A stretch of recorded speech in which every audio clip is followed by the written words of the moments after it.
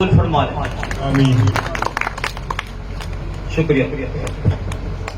बहुत बहुत शुक्रिया आपका नातिक साहब। अब मैं इंतजार खत्म हुआ और अब जो शख्सियत हमारे बीच है, मुख्य अतिथि, जिनके लिए आप यहाँ आए हो, इतनी सर्दी में इतने ठंड में डटे हुए हो, और हमारे बीच में हमारे मुख्य अतिथि बड़े भाई हर्ष चिकारा जी।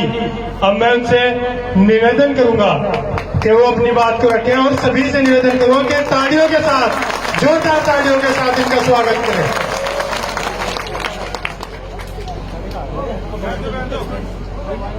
सम्मानित बुजुर्गों, नौजवान साथियों, आवाज सुन रही मातर शक्तियां, आप सभी के चरणों में आपके बेटे, आपके बच्चे, आपके भाई हर्ष चिकारा की हाथ जोड़ के राम राम, नमस्कार, सत श्री अकाल, अस्सलाम वालेकुम। मेरी आप सबसे एक विनती है, कोई भी जब तक मैं बोलूं एक तो ताली नहीं बजाएगा, एक मेरी बात को समझने की कोशिश करेगा। पहले तो मैं आप लोगों को बता दूं, हो सकता है मेरे सम्मानित बुजुर्ग मेरे को नहीं जानते हो, आपके बच्चे, आपके बेटे ने समाज सेवा करते हुए, यानी कि जवानी की अवस्था में आए हुए 11वां साल लगा, यानी कि 10 साल से घूमना फिरना शुरू किया। उस 10 साल के अंदर मैंने 200 गरीब बेटियों की शादी करवाई है, 25 उन बहनों के भात भरे हैं जिनका भाई नहीं था, 1300 उन परिवारों को बसाया है जिनके घर में पीने के लिए पानी का मटका तक नहीं था। 124 से 25 आंदोलन सरकार के खिलाफ अपने हक के लिए लड़े हैं। लगभग 27 करोड़ रुपए की नगद मदद की है।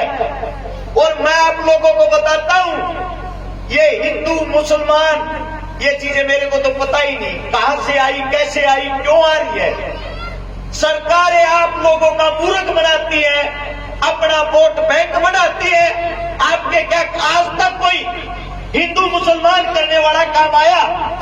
आज तक क्या किसी एक भी नेता ने आपके बीच आके, हिंदू मुसलमान करने वाले नेता ने आपके बीच आके किसी गरीब की मदद की? नहीं ना।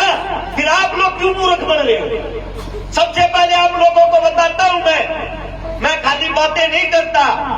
जो मेरे साथ में मेरा भाई खड़ा दानी, ये जो मददें आप लोगों को गिनवा रहा हूं, उस हर एक मदद में पिछले 5 साल से ये मेरा भाई मेरे साथ है। सबसे पहले पुलवामा जो हमला हुआ था, उसके दौरान शहीदों की याद में हमने कुश्ती दंगल करवाया था, जिसमें विश्व के बाहर देश के भी पहलवान आए थे। उसमें मेरा भाई मेरे साथ था। रही मददों की बात, बहन बेटियों की बात, गोवाना के पास 2 गरीब हमारी मुसलमान समाज की बहनें, ना तो उनका भाई था ना पिता था। एक रिक्शा में बैठ के बूढ़ी औरत आती है, बेटा सिर्फ आपसे उम्मीद है, मेरे घर के अंदर आने से डर रही। मैंने उनको देखा, मैं बोला माता जी अंदर तो आजा, चाय पानी तो पी ले। उसका पहला ही जवाब ये था, बेटा मैं जाति से मुस्लिम हूं। मैं बोला फिर क्या हुआ? मैं आपको माता जी कह रहा हूं तो आप मेरी माँ हो, अंदर आओ। जबरदस्ती उसको अंदर लेके आया। मैंने उसको 15 मिनट बैठाया। 15 मिनट के बाद उसके अंदर का डर निकला। फिर उसके 1 हफ्ते के बाद जब मैं उनके घर गया, उनके पाटने पर उस बहन का भाई बन के खड़ा हुआ, उन दोनों बहनों का कन्यादान किया। उन दोनों बहनों का आपकी जुबान में बोले तो निकाह, हमारी जुबान में बोले तो शादी करवाई। तब उसकी माता जी की आंखों में जो खुशी के आंसू थे। बेटा मैं तो इसलिए डर रही थी क्योंकि जो आपका समाज, आप हिंदू समाज से आते हो, मैं एक मुसलमान समाज से आती हूँ।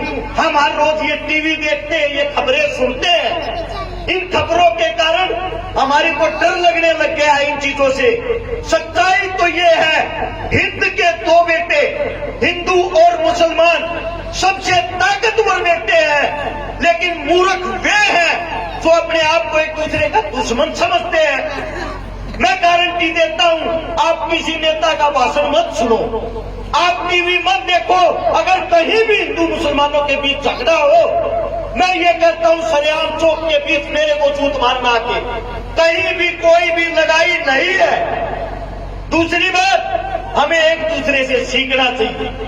हम एक ऐसे प्रांगण में खड़े हैं, एक हत्यारा पहाड़ देश का जिसका नाम था तैमूर, अफगानिस्तान से हमारे हिंदुस्तान को लूटने के लिए आया था 1398 में। और जिस सरजमी पर मैं आज हाल फिलहाल खड़ा हूं, यहीं से एक बहादुर सेनापति था जिसको महाबली भीम का दर्जा दिया गया है, जोगराज सिंह गुज्जर। मैं आप लोगों को बताता हूं, जब तैमूर हिंदुस्तान को लूटने के लिए आया, सबसे पहले उसने शुरुआत पाकिस्तान से की। पाकिस्तान को लूट के पानीपत के रास्ते से दिल्ली आया। दिल्ली के अंदर जगह का नाम है लोनी बॉर्डर। 1 लाख आदमियों को काट के उनके लाश का ढेर बना के उनके ऊपर बैठ के उन्होंने चाय पी, अपने चाय नाश्ता किया 1 लाख आदमियों को मार के, जिनको वो गाजर मूली की तरह काट रहा था। उसके अंदर ना तो उसने ये देखा कौन जाट है, कौन राजपूत है, कौन बानिया है, कौन हिंदू है, कौन मुसलमान है। अगर वो किसी का शव काट रहा था, सिर्फ हिंदुस्तानियों का शव। उस वक्त मेरठ के पास 2 गढ़, एक जगह का नाम है जहां के हमारे राजा थे देवपाल। देवपाल ने सेना को बुलाया और सारे गांवों में, खाप पंचायतों में खबर भिजवा दी, पंचायती झंडे के नीचे सब इकट्ठे हो, एक हत्यारा आतंक मचा रहा, हमें कैसे भी उसको रोक के हिंदुस्तान को बचाना है।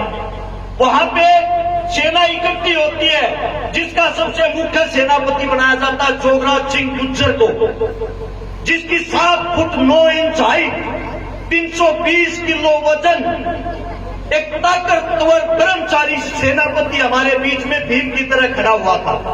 उसके साथ में जो उप सेनापति थे, हरवीर गुड़िया जाट हरियाणा से, बादड़ी से। उसके बाद जो तीसरा सेनापति था दुल्ला वाल्मीकि हासी से।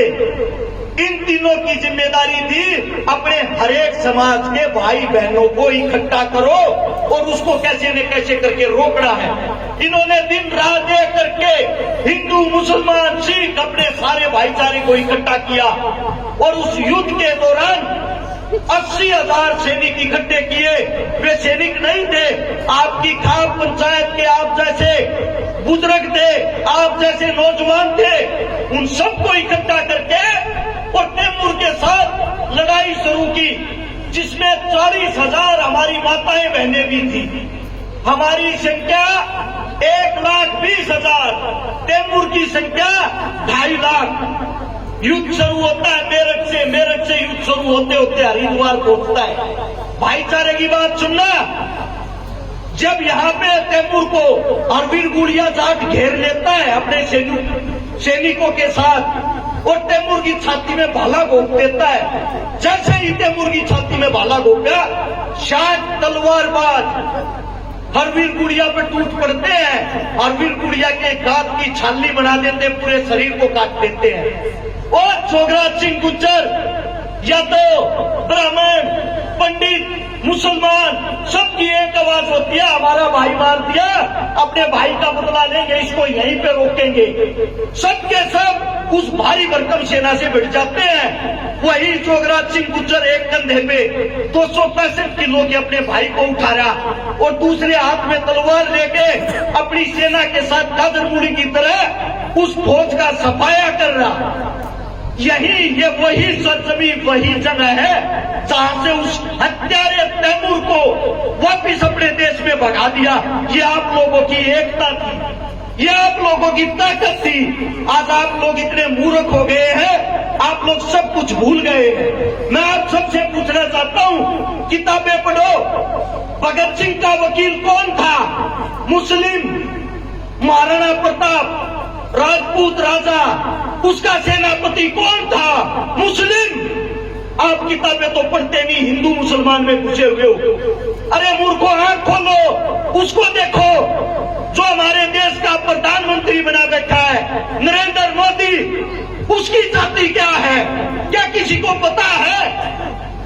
एक बार उसकी जाति सर्च करके देखो गूगल पे अपने फोन में। वो तेली जाति से संबंध रखता है, जो एक हमारे मुस्लिम समाज की जाति है। और आप लोगों को मूर्ख बना रखा है। जो सबसे बड़ा संगठन चलाता है आरएसएस का, उसकी बेटी की शादी किसके साथ हुई है? मुस्लिम के साथ। मैं आप लोगों से यह पूछना चाहता हूं, ये नेता आप लोगों को मूर्ख बना के लगा बिठा के अपनी लड़कियों की शादियां क्यों आपस में करवाते हैं? इनके लिए हिंदू मुस्लिम नहीं है क्या? अभी अभी हमारे यहाँ सोनाक्षी सिन्हा, सब जानते होंगे, जिसके घर का नाम है रामायण, उसने शादी की है मुस्लिम समाज के एक बेटे के साथ। क्यों? क्योंकि उसको अपना भविष्य देखना, उसको हिंदू मुसलमान से कोई फर्क नहीं पड़ता। फर्क पड़ता आप लोगों को, आप जैसे गरीबों को। ऐसे ही पिटते रहो, कटते रहो, आप लोग आगे क्यों नहीं बढ़ पाए हो? क्योंकि आप इस जाति के कीड़े से बाहर नहीं निकल पाए हो। मैं गारंटी देता हूं, वैज्ञानिकों का कहना है, हम पुरानी से पुरानी लाश देखकर, कंकाल देखकर ये बता सकते हैं किसका रंग गोरा था कि काला। मरने वाले की उम्र 20 साल थी या 50 साल, इसका कद 5 फुट था या 6 फुट, इसका ब्लड ग्रुप कौन सा था, ये बातें बता सकते हैं वैज्ञानिक। लेकिन कंकाल को देख के ये आज तक नहीं पता लगा मरने वाले की जाति क्या थी। ये जाति बनाई किन लोगों ने? आप लोगों ने। आप लोगों ने। हमारी जो जातियां हैं, हमारा जो धर्म है, ऐसा कौन सा धर्म है मेरे को ये बता दो जो आप लोगों को ये सिखाता है कि अपने धर्म का सम्मान करे, दूसरे के धर्म का अपमान करे? ऐसा कोई धर्म नहीं है। और एक किसी व्यक्ति विशेष के कारण हम पूरे धर्म को बदनाम नहीं कर सकते। आप सबसे मेरी गुजारिश है, आप सबसे मेरी विनती है, अपने गांव को अजमा के देख लो। अपने गांव के अंदर तुम सारे एकता बना लो, सर्व जाति के अंदर एकता बना लो। अगर कोई भी नेता आपके बीच आके जातिवाद की बात करता है, जातिवाद का भाषण देता है, उसको तुरंत पकड़े और गांव से बाहर निकाले। अपनी राजनीति बाहर जाके करना, हमारे बीच नहीं। वो एक गारंटी और देता हूं, अपने गांव में, आपके गांव में जितने गरीब हैं, जितनी गरीब कन्याएं हैं, जितने बेरोजगार हैं, आप सब मिलके अपना बेटा, अपना भाई, अपनी बेटी समझ के उसकी मदद करने की कोशिश करें। मैं वादा करता हूं आपको जिंदगी में कभी किसी नेता के दरवाजे पे नहीं जाना पड़ेगा। आप लोगों के बहुत बढ़िया, तालियां बजाएं, बहुत बढ़िया। अभी ये मैं जो आप लोगों को बता रहा हूं, मैंने जिन 200 बेटियों की शादी कराई, एक की भी जाति धर्म का नहीं पता। ऐसा ही मेरा भाई है तारानगर राजस्थान से, जिसका नाम है निजाम पवार, जाति से मुसलमान, 17-18 हिंदू बहनों के कन्यादान और शादी करवा चुका है। मेरी टीम से मुझे गर्व महसूस होता है। मैं हिंदू, मुस्लिम, सिख, मेरे को यही नहीं पता मैंने किस किस की शादियां करवा दी, किस किस का मैं भाई बन लिया। मेरी हाथ जोड़ के विनती है, अपने एक दूसरे भाईचारे पर विश्वास बना लो कि टीवियां न देखना बंद कर दो, इनकी मत सुनो। इस गंदी राजनीति, गंदी दलदल से बाहर निकल के जो आपके काम, आपके बालक, आपके बेटे आपसे सीख रहे हैं, उनको अच्छी शिक्षा दो। उनको अच्छी शिक्षा दोगे तो मैं ये कहता हूं आने वाले समय में इनको पता लग जाएगा कोई हिंदू नहीं, कोई मुसलमान नहीं, हम हिंद के बेटे हैं, हम सब इंसान हैं। इंसान ही इंसान के काम आता है। क्या कभी आप लोगों ने जब हॉस्पिटल में आप तड़पते हो, आप मरते हो, आपको रक्त की, खून की जरूरत हो, उस खून वाले से पूछा जो आपको खून देता है, बेटा आपकी क्या मेरे वाली जाति है? मेरे वाली जाति है तो मेरे को रक्त देना, वरना मना मत देना। क्या आपने किसी इलाज करने वाले डॉक्टर से पूछा है आपकी जाति क्या है? उस वक्त तो आप कर्राते हो, रोते हो, हे भगवान, हे मेरे मालिक, हे अल्लाह मेरे को बचा ले, कैसे न कैसे करके मुझे बचा ले। उस टाइम तो आपको भगवान अल्लाह याद आता है। सच्चाई ये है, मजबूरी में जो काम आए, मजबूरी में जो काम आए, वही रास्ता राम रहीम अल्लाह दिखाए। इस बातों को ना भूले, अपने अंदर के इंसान को पहचाने। एक हमारी भाषा की बात बताता हूं आप लोगों को। एक औरत लगातार 10 साल से मंदिर जाती थी और मंदिर में जाके एक दिन परेशान होगी, हाथ जोड़ के भगवान को कहती है, मेरे मालिक है, मेरे भगवान, इतना आज तक मेरे को दर्शन नहीं दिए, मैं कैसे मान लूं कि तू है? अगर तू है मेरे को दर्शन दे के दिखा। ऊपर से आवाज सुनाई देती है उस औरत को, बेटा तेरे अंदर बोले कौन? जिसको यहां ढूंढ रही कहीं वही सजन तो ना हो। जो आपकी जुबान है, जब आप किसी को दुखी देखते हो, परेशान देखते हो और आपके दिल में पल भर के लिए ये आता है, हे भगवान यो कितना दुखी है, हे अल्लाह यो कितना दुखी है, इसकी मदद कर, वही तो भगवान है। उसको जगाओ, उसको बाहर निकालो। रोड के ऊपर ये मूर्तियां जब टिकी हुई होती हैं, वो मंदिर की हो, मस्जिद की हो, गुरुद्वारे की हो, कीमत कुछ नहीं होती उनकी, कुछ भी कीमत नहीं होती। 10-20 रुपए में आप उसको घर खरीद के लाते हो, उसके सामने सुबह शाम जोत लगाते हो, भजन करते हो। सच्चाई ये है, जब किसी मंदिर मस्जिद के बाहर जो करीब बैठता है, जो करीब आप लोगों का इंतजार करता है, आपका अल्लाह, आपका भगवान उनके अंदर वास करता है। इसीलिए वो इस दर पे आते हैं, वो आपसे मांगते हैं, अंदर कहा जा रहा है, हम तो बाहर बैठे हैं, मदद हमारी कर, मदद हमारी कर। उनकी मदद करनी सीख जाओगे ना जिस दिन, उस दिन अल्लाह, मंदिर, मस्जिद सब आपको दुआएं देंगे। अपने अंदर के इंसान को जगा लो। दूसरी बात, अब मेरे भाई ने शुरुआत करी, मेरे भाई ने बताया है, दानिश भाई ने गांव में एक तो गरीब बेटी बहन की शादी है और सबसे पहले इस गांव के प्रांगण में खड़ा होके उनके कन्यादान की शुरुआत भी मैं करता हूं। 11,000 रुपए सबसे पहले नगद मैं देता हूं उन बहनों के लिए, मेरे भाई दानिश को। मेरे मुख से कोई गलत बात निकल गई हो, आपका बेटा हूं, आपका बच्चा हूं, मुझे हिंदू मुसलमान मत बनाने की कोशिश करना। हाथ जोड़ के यही माफ कर देना, क्योंकि जो भी सीखा है आप लोगों के संघर्ष से सीखा, अपने बुजुर्गों के संघर्ष से सीखा है। हमने देखा है गांव में सबकी एकता को, सबको राम राम नमस्कार सत श्री अकाल यही चीजें बोलते बुलाते। हमने इस जातिवाद से ना तो जीना सीखा, ना कभी जीने देंगे। जितना जल्दी आप इस जातिवाद धर्मवाद से बाहर निकल जाओगे, मैं ये कहता हूँ आपको आगे बढ़ने से रोकने वाला कोई नहीं होगा। बहुत बढ़िया, आप सबने इतने प्यार से मेरी बातें सुनी, इतना प्यार प्रेम मुझे दिया। इस गांव की पावन धरा को आप सभी के चरणों में दोबारा से हाथ जोड़ के नमन करता हूँ। धन्यवाद आप सबका। जय हिंद। बहुत बहुत धन्यवाद आपका, बहुत बहुत धन्यवाद भाई। जो